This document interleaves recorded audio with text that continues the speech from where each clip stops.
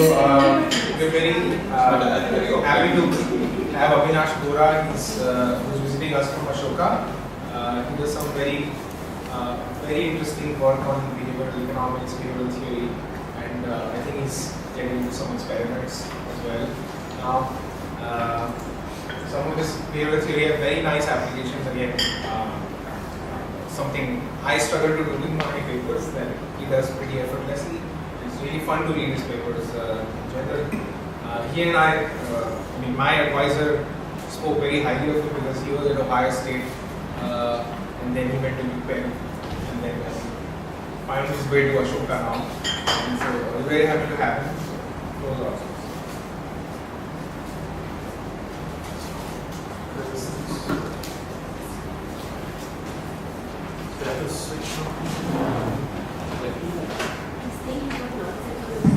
Okay, thank you, Jivan, for those kind words. So it's very nice to be here at Ahmedabad, especially given I know so many of the faculty here, and we go back and say, in Ritika's case, I've known her since I was a student at a Delhi school, so it's wonderful to be back and present this in front of friends. So what kind of this paper is on social influence. So it's a joint work with Christopher Cox and Heidelberg. So I'm sure we can all relate to situations where our behavior or decision makers' behavior is influenced by the behavior of those around us, right? So it's a phenomenon we call social influence.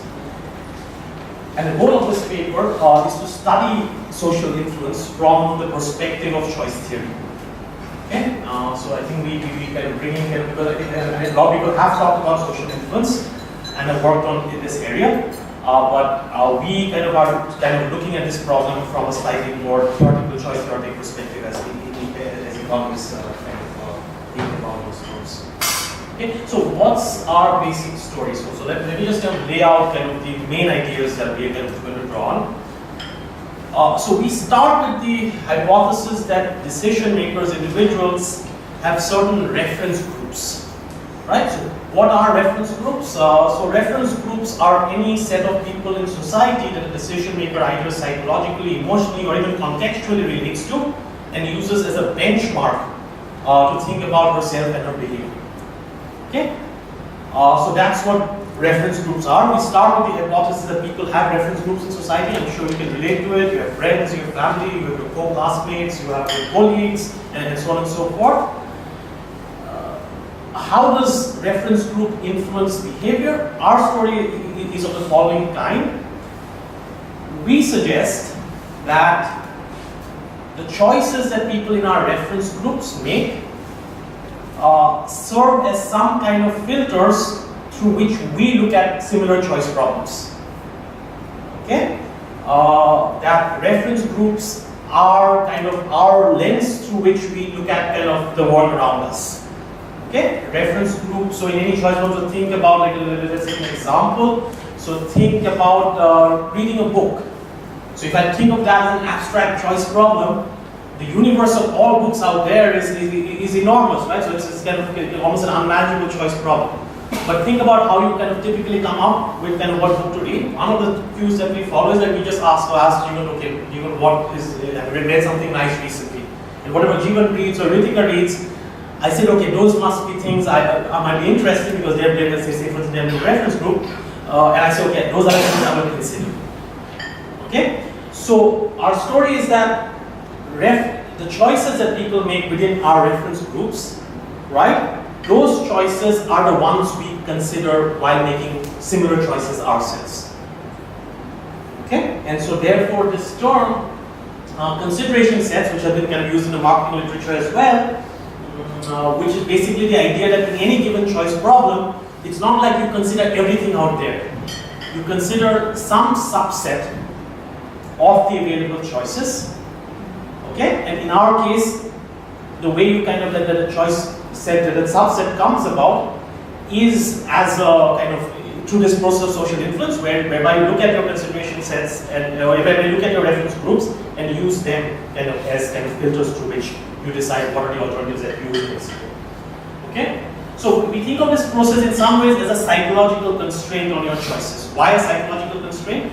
In the sense that I need kind of, so in principle I can consider everything, right? But the fact that I filter the world through reference groups is a psychological constraint, right? Because the eventual alternatives that I'll end up considering happens to be the ones which my people in my reference groups consider, right? So that is the sense in which it's a psychological constraint. What is new about this approach in the context that we said it's a choice charting approach, but if you think about it, it's not purely a decision problem. There is an interaction going on here, right? There's a mutuality in this process. That whereas Jivan might be in my reference group and his choices influence what I consider, and therefore what I choose, in turn I might be in Jivan's reference group, and therefore my choices would influence his considerations set and his choices. So there's a mutuality going on, right? And as you can think of any process of social influence, there is a huge kind of, those processes are mutual in nature, interactive in nature. So although the approach here is choice theoretic, it's almost like doing a bit of game theory with behavioral data. That we want to understand kind of the fixed point or a steady state of this process of mutual interactions. Okay, so that is kind of the major theme of the paper. That's how we want to think about this problem. So what time is it? Until 5. So why reference groups? I think I've already alluded to why reference groups matter. First, they could matter. I might kind of engage in a process like this just because of complexity in choices. Think about a books example. Like if I think of an abstract book problem, there's a zillion books out there that I could read. Right? It's too complex for me. I use reference groups to say, okay, to kind of filter which are the good books that maybe I would consider. So complexity is one. Another reason could be normative justification. Sometimes we need to give reasons to ourselves as to why we make certain choices. Okay, and I would say that one justification, and this comes particularly true when decisions have some social ramifications or some social some moral dimension to it. I would say that I would say, look, I'm considering this because look, Ritika and the Jivan are doing this, so this must be right. So I might use that as a moral justification either to myself or normative justification myself or others. Sometimes this process might also have signaling values. So we know that there are lots of choices which signal something about us. Right? So that, for instance, kind of as academics clothes you wear, or like what bag we're discussing a little while ago that you choose to carry, right? So we can say, okay, so the choices we make within reference also kind of signal something about and ask for, right? So you might have, so this process might have signal value, and also might have an informational value. Like with the book example, I might use that as an informational filter in the sense that these guys are reading these books, they must be good books, and so therefore these are. Right? So from an A-writing perspective, it seems that this process where by which I kind of filter the choice process through reference groups has some salience. At the same time, we know that there is an incredibly large literature, empirical literature, which tells us that reference groups matter. That reference groups influence outcomes in a whole host of very important, economically important, socially important dimensions, right? So there's been a large literature which shows that there are huge peer effects in educational and academic outcomes. Okay? Similarly, there's a large literature which shows the influence of neighborhood crime on individual crime behavior, on co-workers' productivity, on adolescent and teen choices when it comes to things like drinking, smoking, unsafe sexual practices, things like that.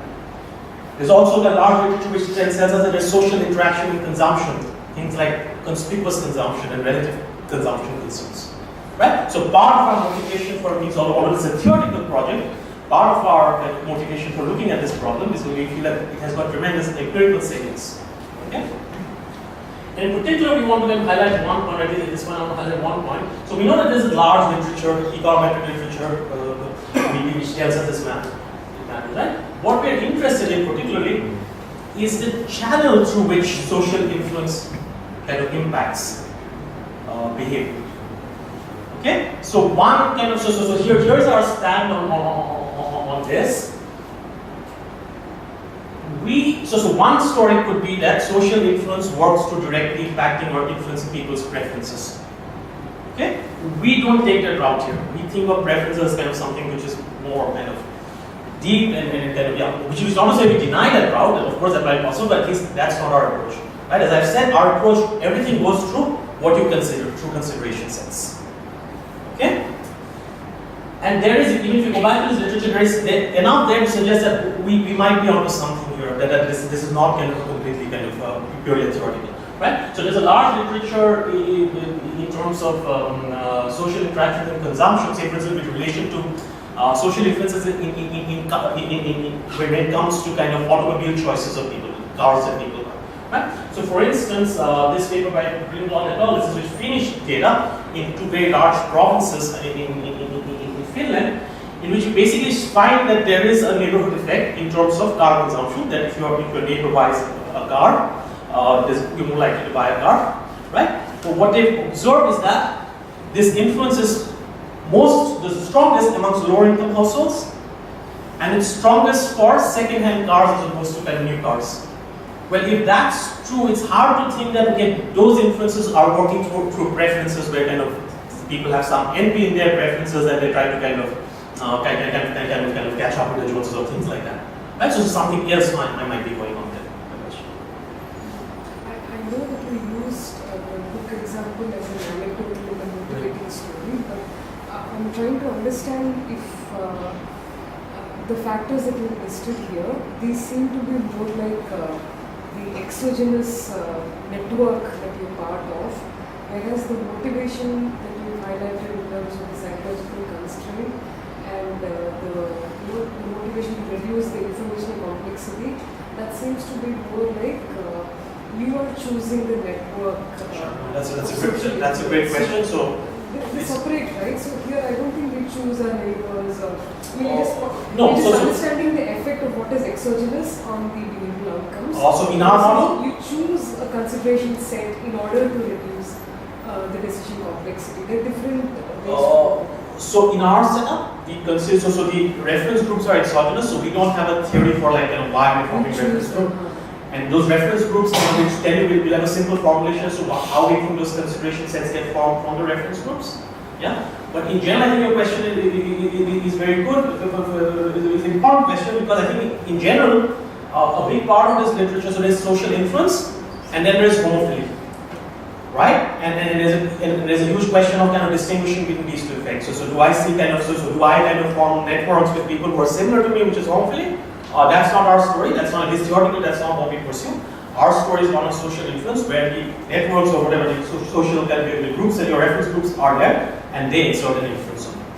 I think that's the observation I guess I was getting at, which is to say that I think it's important, even if you have to look at these things from an empirical perspective to the social econometrics of this, to kind of be kind of clear about the channel through which you're working. So this probably stating earlier, but in this kind of literature, people typically differentiate between group behavior and how one individual gets embedded in a network, because that is much more granular. It's almost like individuals, tend to interact with each other to create a network. And then at the aggregate level, you have the whole society, let's say. And group behavior is something more like a mesostotic. It's not either an active or passive. But here you are kind of blurring the difference between groups and individuals. So all behavior is about individuals here. There is no such thing as group behavior in our setting. Right? So all behavior is individual. All we want to see is the influence of others on our individual behavior.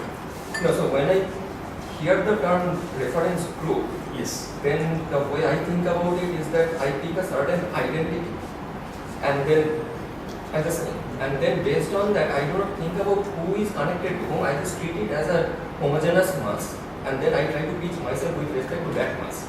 Whereas social interaction for consumption, they are typically person to person. That's not necessarily. I mean, in terms of literature, not true. Like, say for instance, you have like there's large literature which shows that people, say for instance, on any given hierarchy, say in class, caste, say for instance, they have reference groups which might be groups which are higher up to them in the. So what are you taking as reference groups here? So any group that I either psychologically, emotionally, contextually relate to, and that I use as a benchmark to guide my behavior. Right? So for instance, in the caste example, it could be that I am a Dalit and I say, okay, I look at the consumption of not my own group, but groups which are above me. And I use that as an aspirational kind of reference group. So there's nothing here to say that reference group, I have to be part of a reference group. right? So these are any groups that I use as a benchmark to guide my behavior. So, the other paper kind of, so this is kind of talking about a car example. So this paper by Kuhn et al., which is kind of an AR paper, very cute paper. So what they do is, so they work with this Dutch postcode lottery. So the Dutch post, so essentially, so I'm going to just talk about one aspect of lottery. So what happens is that in this lottery, one postcode is randomly picked out, and one lottery participant from that postcode is given a Mercedes. Mercedes or BMW, forget, whichever one of the BMW maybe. So either way, it's a nice couple. So what they see is that again, once again, there is a neighborhood effect in the sense that your neighbors, if someone has won a car or won a lottery in a neighborhood, that increases your car consumption.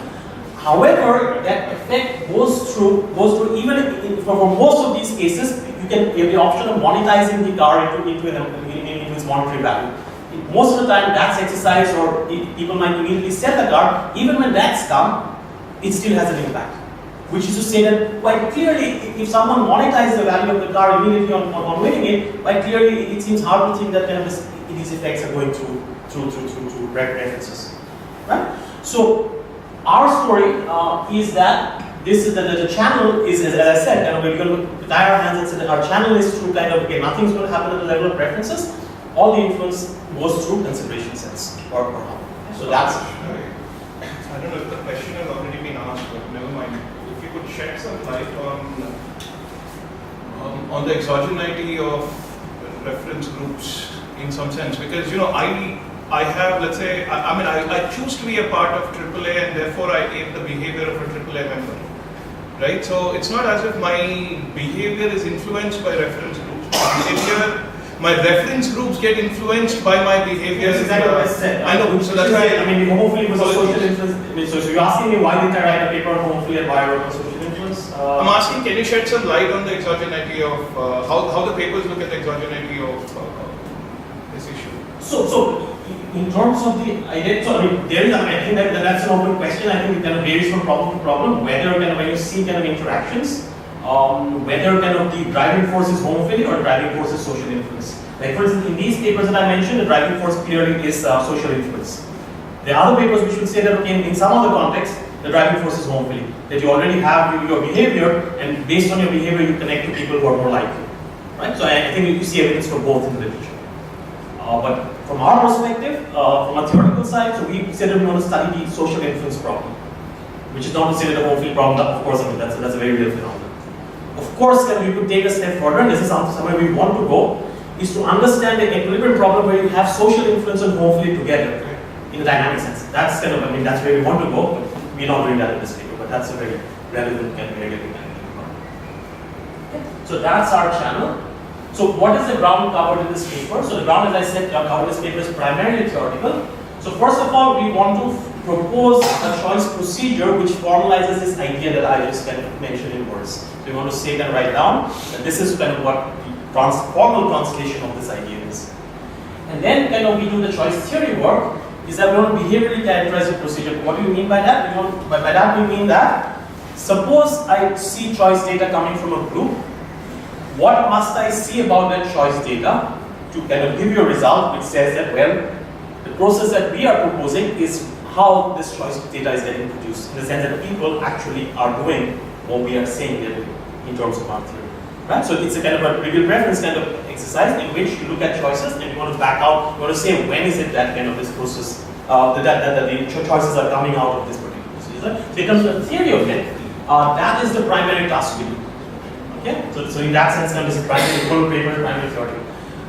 Although the Borah paper is primarily theoretical, I do want to highlight that this is kind of, again, I'm saying theorists often get accused of doing theory for theory's sake, but what I want to impress upon is that I think that what we're saying has some empirical content. I think this is a useful exercise kind of from an empirical point of view when you're thinking about this. They're useful insights to be had from this approach. Okay? So just to kind of highlight that point, again, I'm not going to focus on applications here. But let me just kind of say why we think, give you kind of suggestive applications, and there's some examples we worked out in the paper, we'll come to that. And so why our kind of story might have salient. So let's just think about political behavior. where the theme of influence, especially following the US elections, has been very large, right?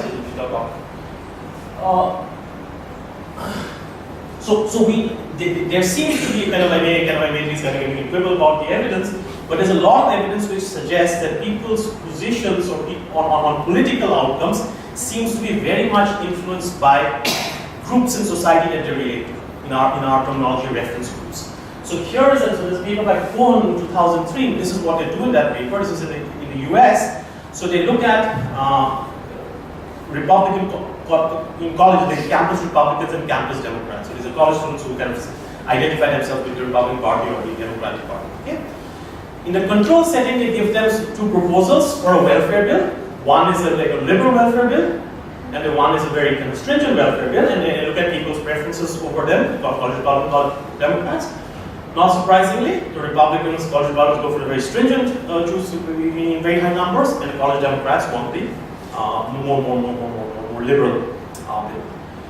In one of the treatments, they just introduced the following treatment. They said that we have looked this up amongst advocacy groups and congressmen in Congress, and they said basically they claim that the stringent bill has the support of Democrats, and they can give this information to the Republican group, and for the Democrat group, they said that the liberal bill, or they said, so for the Republican group, they said that the liberal bill has the support of Republican congressmen, and in the Democratic group, they said the stringent bill has the support of Democratic congressmen, and just this information is enough to kind of really switch people's preferences over that. Right? Which is to say that this idea that kind of you might have deep preferences over these bills, it could be, but what kind of gets reflected as behavior is basically what we think are, for instance, what our reference groups would go for.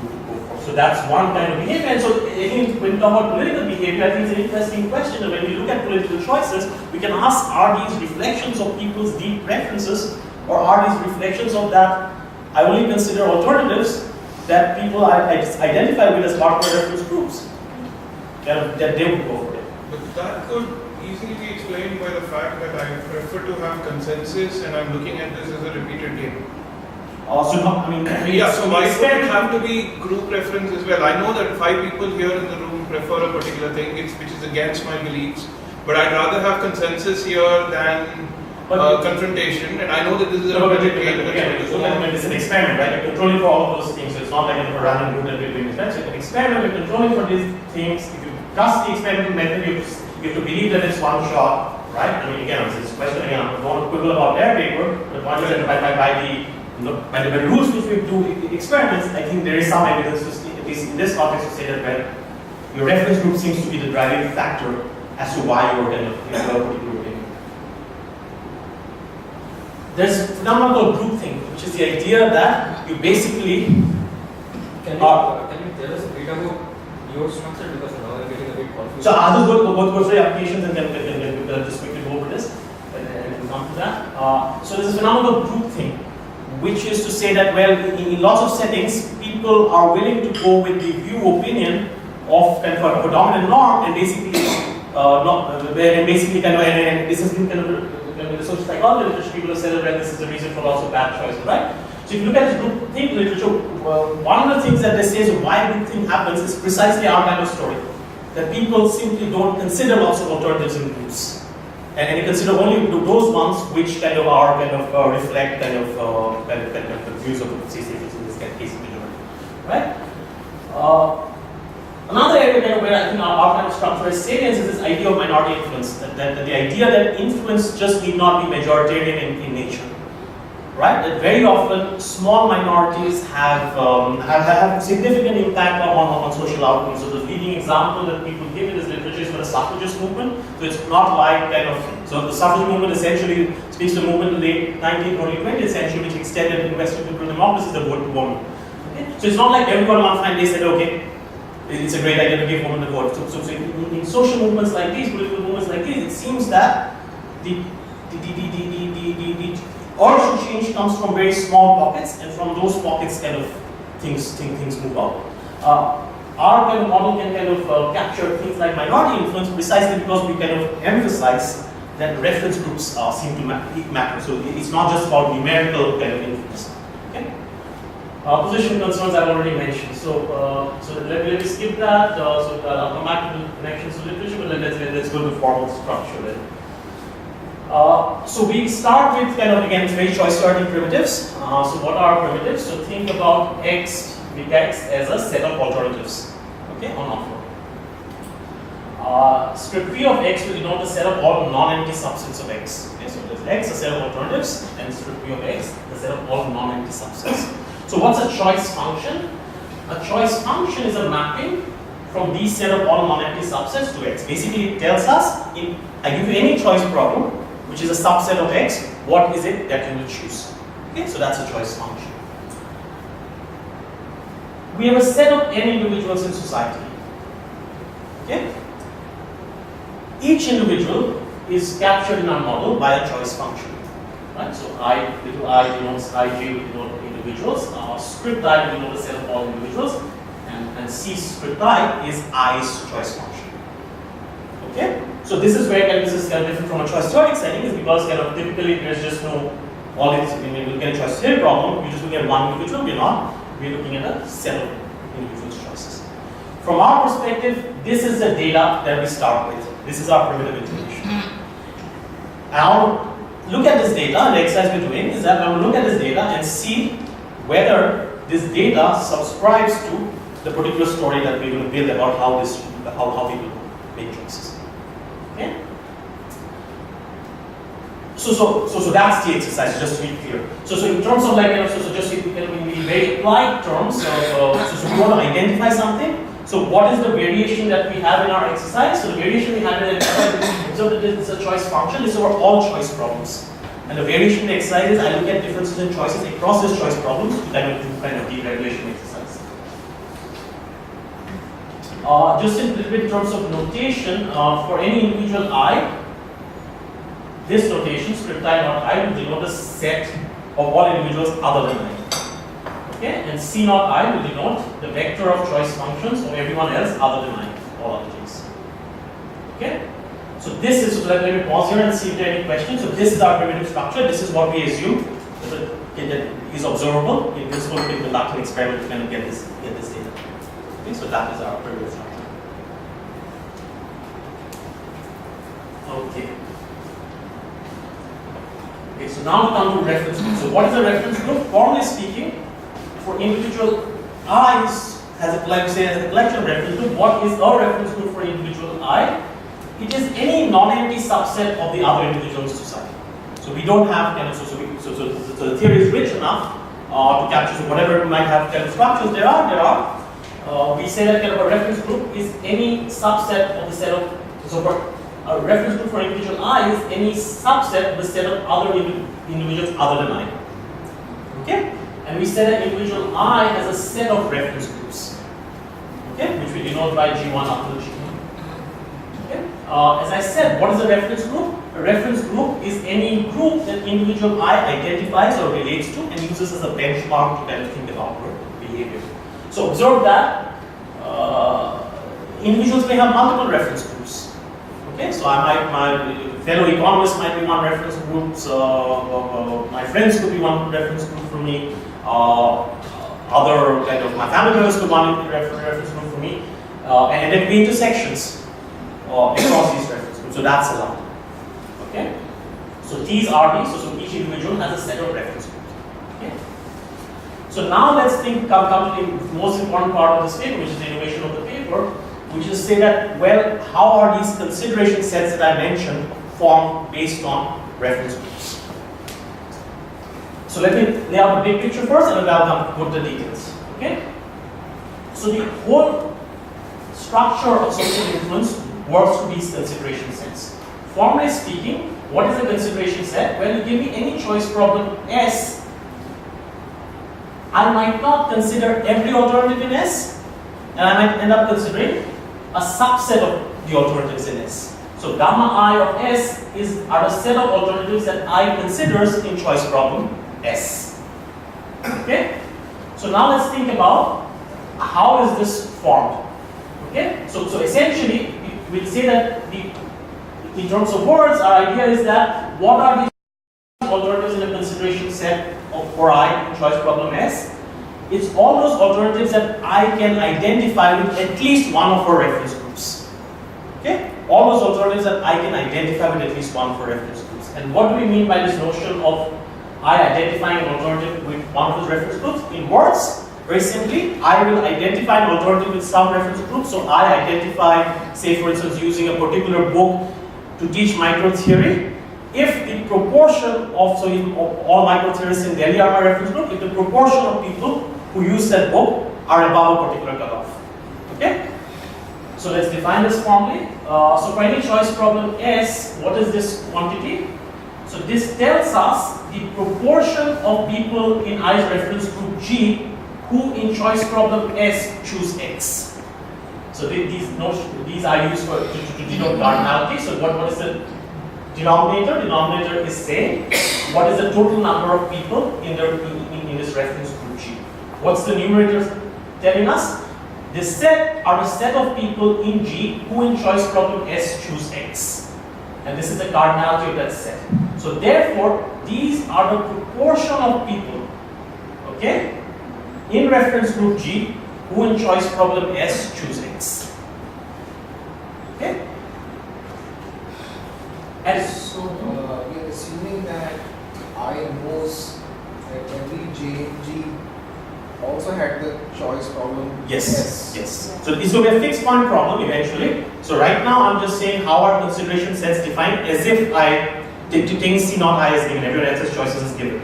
But everyone else is also doing it, so we have to close the system so it's going to be an equilibrium kind of notion. But that's for now to define this. I'm holding sigma for any C naught I can define this, right? So given C naught I, I'll say that, so given the choice of everyone else over S, I'll say that I identifies alternative X with group G in choice problem S. If this proportion of people who choose X in choice problem S by members of group G exceeds some cutoff tau I, which we think of as a social influence threshold. Okay? So this tau I is a subjective parameter of the decision maker. So the power, it's agnostic to the type of the group structure. So it's an Yes. individual Yes. So this is like a threshold I have. If I see that okay, 10%, 10% or 20%, whatever tau I is, choose kind of X in G, then I say okay, I can identify this alternative with that. So Abhinash, there are two differences from the theoretics literature. Like one, you're working with choices, and two, they have a fixed group. Like you are allowing for the possibility of many groups. Multiple reference groups. Because usually they assume that there's a fixed group that you refer to when you care about what average action they do. Yes. So this is is a very simplistic model. Yeah. And here you're allowing for multiple groups. groups. And the other thing is the is that called a tau I or a gamma I? Tau. This one? This one or this one? No, the other one. Yeah. This one? Tau. Yeah. So that you're allowing this person to decide on their own what their threshold is. Yes. So the this threshold is internal. It's not. Exactly. It's not exogenously given. It's a subjective parameter of yours. And it's indexed by I, so your subjective tau I would be much more. As you'll see, the rational person has will be characterized in this model by tau I equals 0. So there is no conflict in this set S. So the number of issues that you're talking about, that you're looking at, all these are contradictory issues or not? I mean, it could be anything. So we don't have a stand on what kind of alternatives are. Alternatives could be anything. It could be electoral outcomes. It could be what I consume. It could be what stores I go to. Are you saying tau I is chosen in equilibrium So or it's given? No, tau I is a subjective parameter. So we're saying that, so just as your utility function is a subjective parameter, right? So it's the same as, think about it that way. So you're saying a rational person is such that tau I is 0. And that's the kind of identification of the in this model of a rational person. So you'll see why. Okay. So I mean, you immediately see. So this is when I identify alternative X with group G. So what is my consideration set? Well, what are the alternatives I consider? I consider those alternatives which I can identify with at least one, and that's important, with at least one of my reference groups. So I might be able to identify something in multiple reference groups, that's great to be considered, but as long as I can identify with some reference group of mine, I consider it. Okay? So this is what an alternative X receives I's consideration by social influence in choice problem S if it identifies X with some group G. And we denote the set of all alternatives that receive consideration in choice problem S by this set. Okay, so this is S, and so it depends on everyone else's choices. and it depends on this tau I social influence threshold parameter that I have. Does this mean that that I also knows tau j? No, it doesn't. All I need to know is C naught. That's all. So Not know, but just in the sense of a Nash increment, then needs to hold right beliefs about C naught. That's the right belief. So do you face this criticism that since, I mean, I faced this in my paper when in behavior theory, that the motivation is that this person is cognitively constrained in some sense, but yet he's able to do, so much in terms of actual computation and thinking. So our story is not, so cognitive constraint is one side of that story, but they're also kind of, I mean, for us it's a moral justification story, or in other cases it would be, so when I have to decide between Hillary and say you US voter, decide between Hillary and Trump, it's not a cognitively difficult problem in the sense that kind of, it's not, in the sense that you're saying. In principle, so the influence here is that I just need, if I self-identify, or if I think of liberals as a kind of a reference group on S, I just want to make sure that kind of Hillary is enough, right? I'll consider that. So this is how, and you can immediately see why if tau I equals 0, there's no action in this model, it's a standard model, or you boil up the standard model, because there's everything will be considered, right? If tau I equals 0, any choice problem, everything will be considered. So this guy has his own preferences as well, right? Yes, it will become like that. Okay, so here is our definition. I mean, now we can put all the pieces together. So in a baseline model, we assume that the outside observer knows what people's reference groups are. We have extensions of the model in which they don't know, so I won't get into those extensions. So assume that the outside observer knows. So first observation is that our definition of the solution concept is over a profile of choice functions. It's not piece by piece over individual. Just like even Nash is over profile of actions or studies. So it's over profile of choice function. We'll say that this profile is a choice via social influence if for each individual I can identify two things. First of all, a strict preference ranking over the set of alternatives. Okay? And secondly, this social influence threshold tau I. Such that give me any individual I, give me any choice problem S. How does this individual choose from S? First of all, what she chooses, that is I's choice from S, has to be something in her consideration set. Meaning that she must be able to identify this alternative with at least someone. It is one of her reference groups. Okay, that's one. And if there is some other alternative Y which also receives consideration, suppose Y is different from the chosen alternative and Y receives consideration, meaning Y also can be identified by her with one of her reference groups, then it better be the case that by her ranking, her chosen alternative beats Y. Okay? If this is true, if I can identify, if I can rationalize this profile of choice function this way using a preference ranking and the social influence threshold parameter for every I, then I say that, well, these are our guys. These are the guys we know. These are the guys, and we say that this choice profile is a choice by social influence, or in short, CSI. Okay, so let me pause here and see. So as I said, this is a steady state notion, right? That everyone's choices are getting determined. So everyone's choices, people's choices are influencing others' consideration set, and those consideration sets, of course, determine what others are choosing, which in turn might influence your consideration. So we'll get a fixed point or a steady state of this process of mutual social influence. Okay, so that is our. So I'm just curious, that shouldn't there be some sort of notion that what if this particular fixed point is just accidentally something that everyone has just on their own? Sure, as long as it satisfies the definition that we gave. No, because if I say that I am socially influenced, then usually what I think about is that there is a net difference between what I should have chosen if there was no one else. Exactly, you see the difference. So what I should have chosen any choice problem is what my best element, what my preferences are. And as you will see in examples I'll develop now, these need not be the same. CIs might be very different. Okay, so let's work through a few examples. Okay, so this is menu dependence. So you can have menu dependence in this model, which basically says that introducing alternatives which are useless might influence choice. Okay, so here's a girl, her name is Liz, and her parents are Mary and John. And over summer vacations, this girl has the option of either taking extra math classes, which we call X, or she can take ballet lessons, which we call Y, or she can go for soccer practice, which we call Z. Okay, and both her parents have a preference over what she should do, and so does this girl. So her dad strictly prefers her to go to soccer practices over math lessons over ballet. Her mom wants her to go to ballet over math lessons over soccer. So it's like a battle of sexes kind of preference. Whereas Liz is a very nice kid, she actually wants to go to math classes. She prefers that the most, followed by ballet, followed by soccer. Okay? So of course, if this was kind of a standard setting, and if Liz could choose, then she would choose this. Okay? So now what about our setting? So let's assume that the parents are not socially influenced, so their tau i's are 0. Right? She is socially influenced, and both her parents are form a reference group for her. And her threshold parameter is some number between 0 and half. Okay? So let's see how things change now. Right? So because John and Mary are not socially influenced on any choice problem, they will choose according to their preferences. Right? So let's look at John.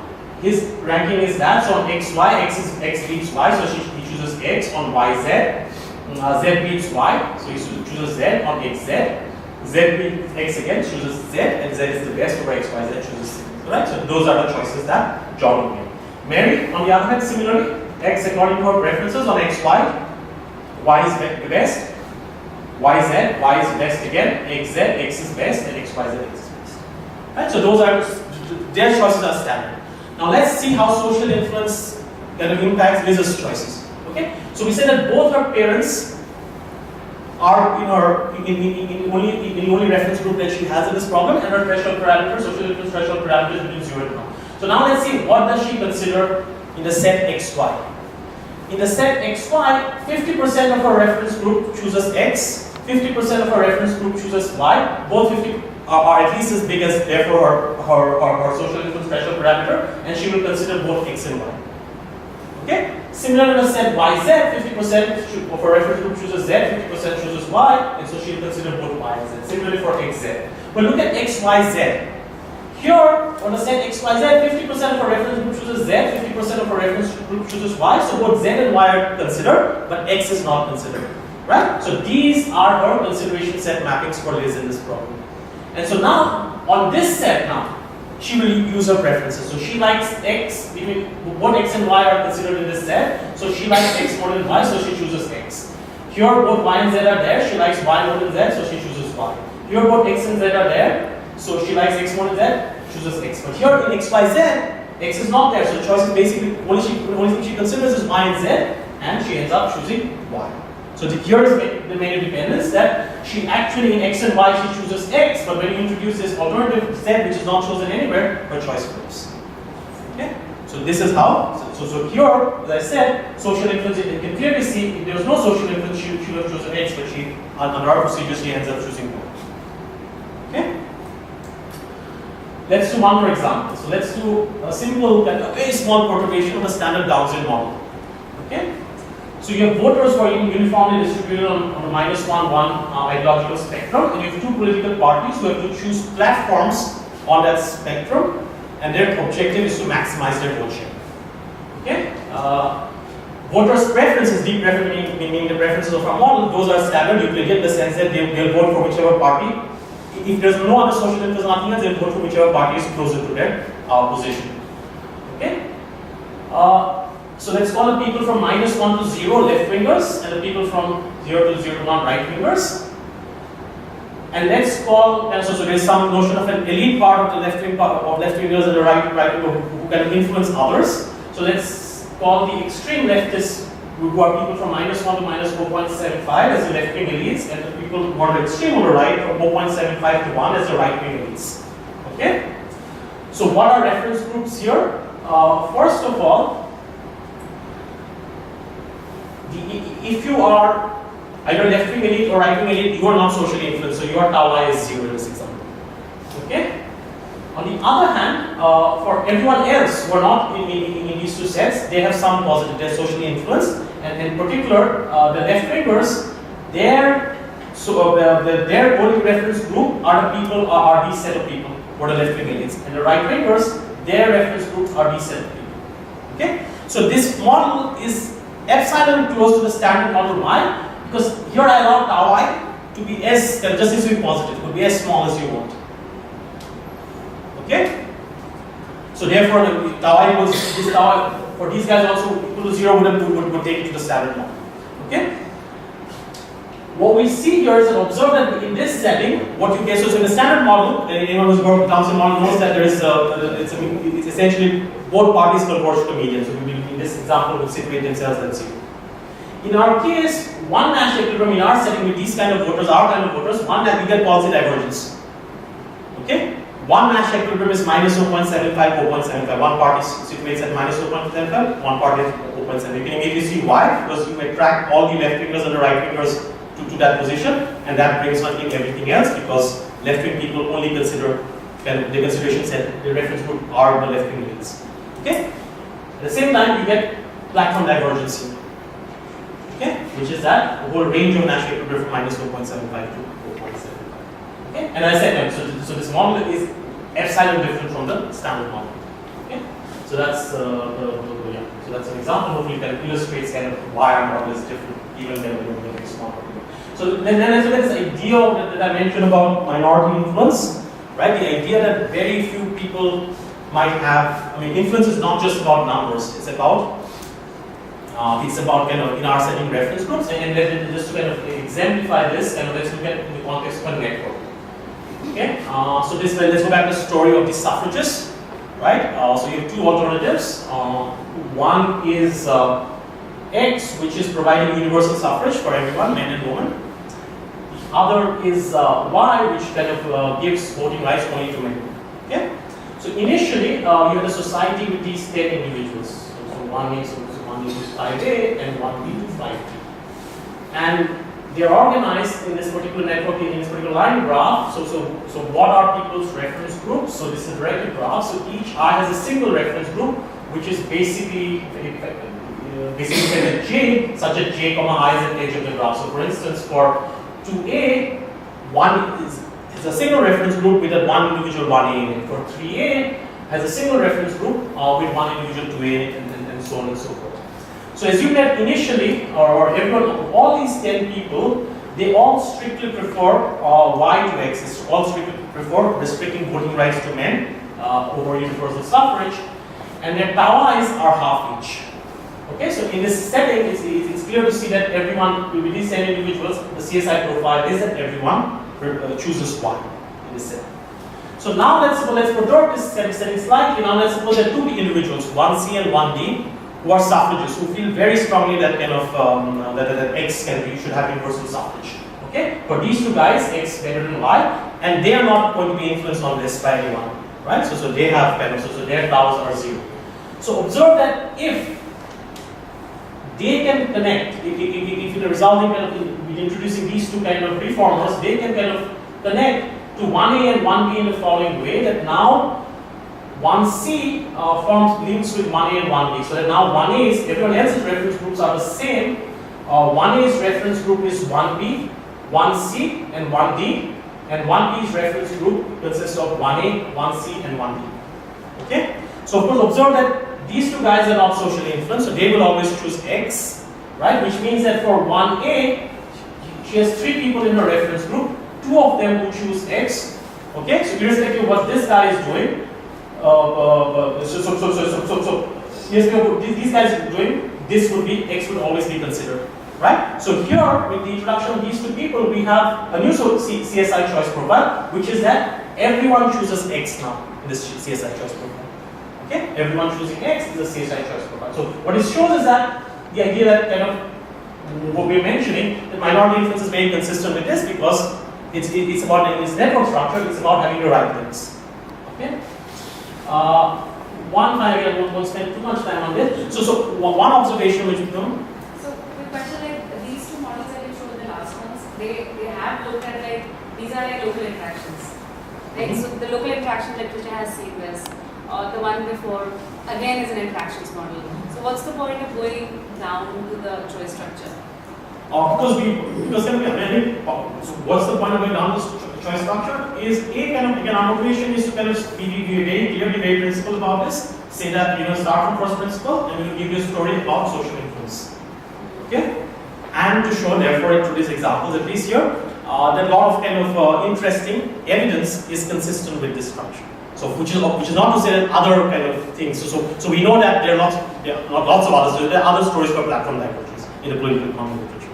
No, of course we're not denying the story. We're just saying that our story is consistent. And primarily the goal of kind of going through this example, both in the paper as well as here, is more in something pedagogical, the sense that kind of just kind of help people kind of work with knowledge, right? But that's not the. That's how. But so what I was thinking here, these arrows make it unidirectional, right? Yes, it's unidirectional. So it kind of simplifies it so much that it's almost one-sided. So you just Yes. make them locally measure at all of these points. Yes. And that's why you have the Yes. sort of a domino effect Mm. for all. Right. So I mean the way usually I think about it is that it's movement from one equilibrium to another. So the question then becomes that if everyone is connecting to at least some other non-trivial group, then how does it happen? Sure, I mean, we have, so again, these are not our primary concern to kind of look at any of these applications. Our primary concern is to do the reveal preference exercise. So these are just illustrations of how. Of course, you could write a much more complex, I'm sure we have much more complicated story.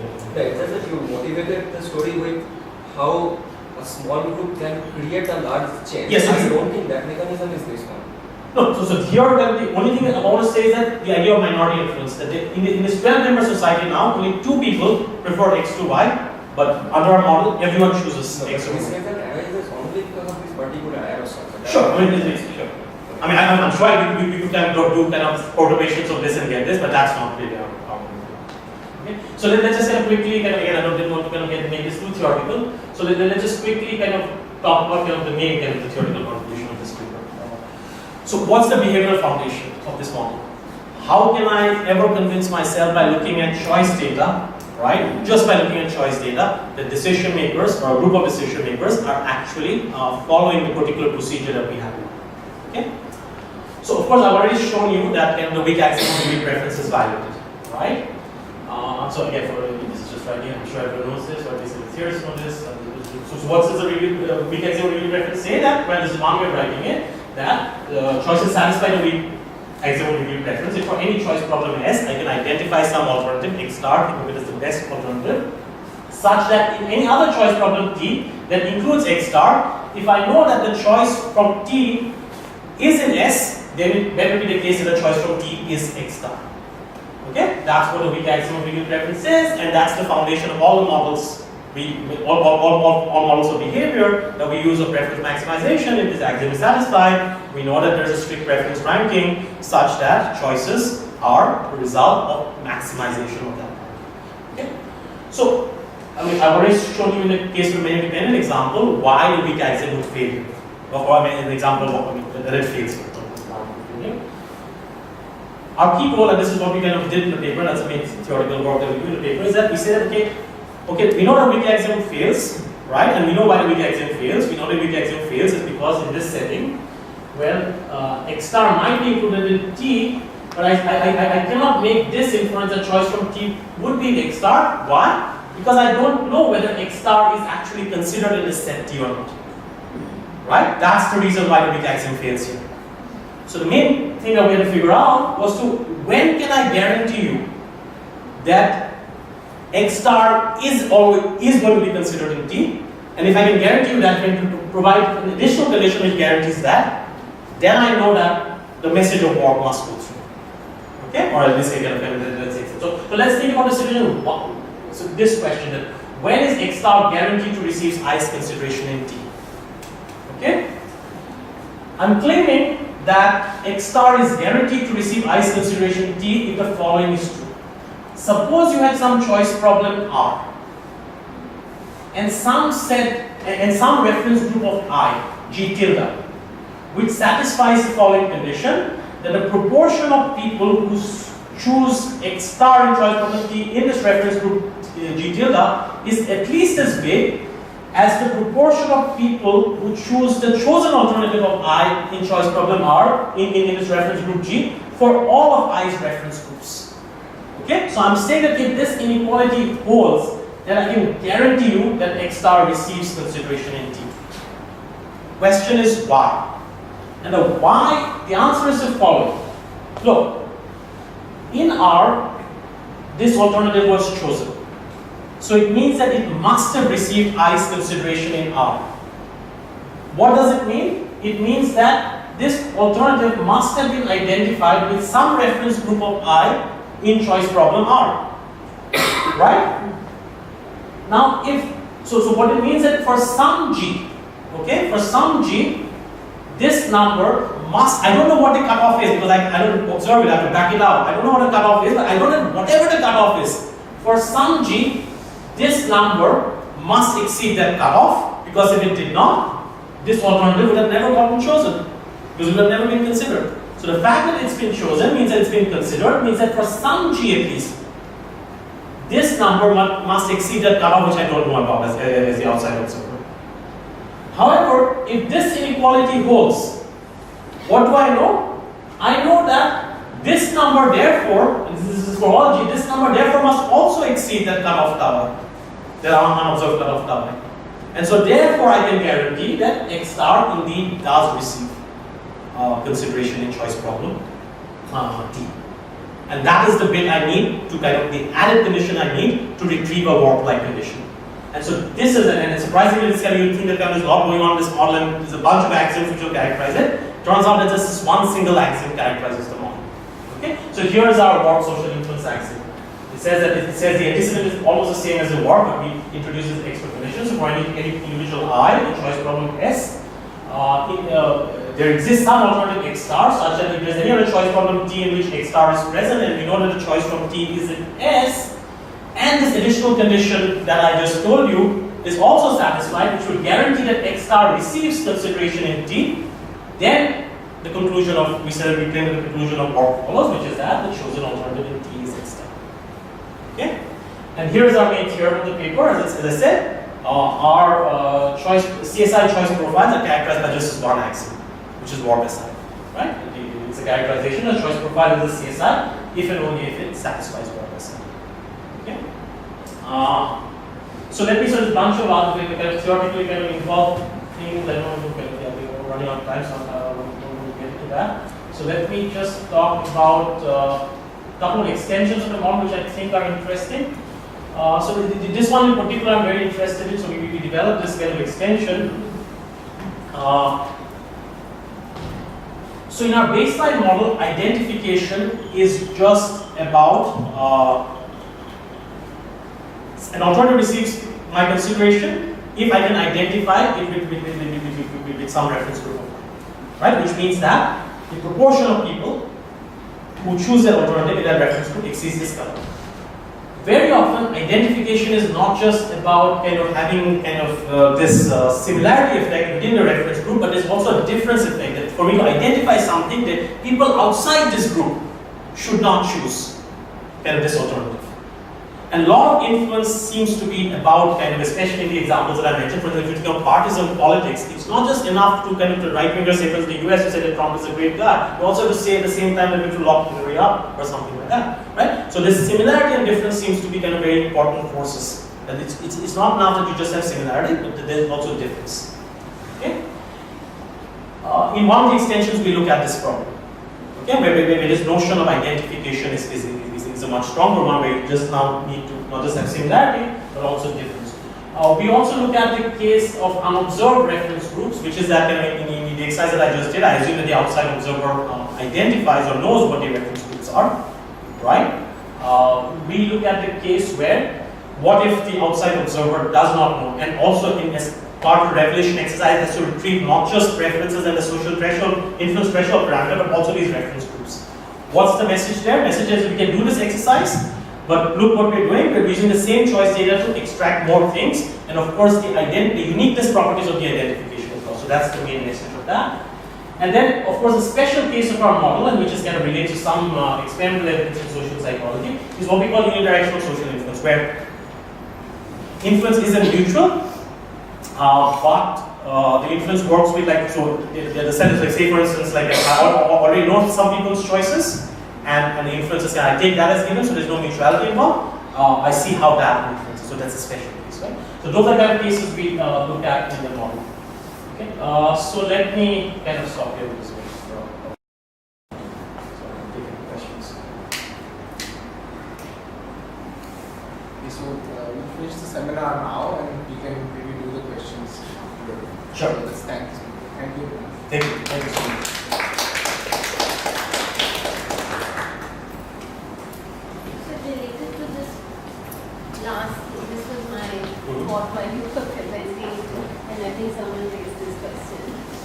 some decisions where you want to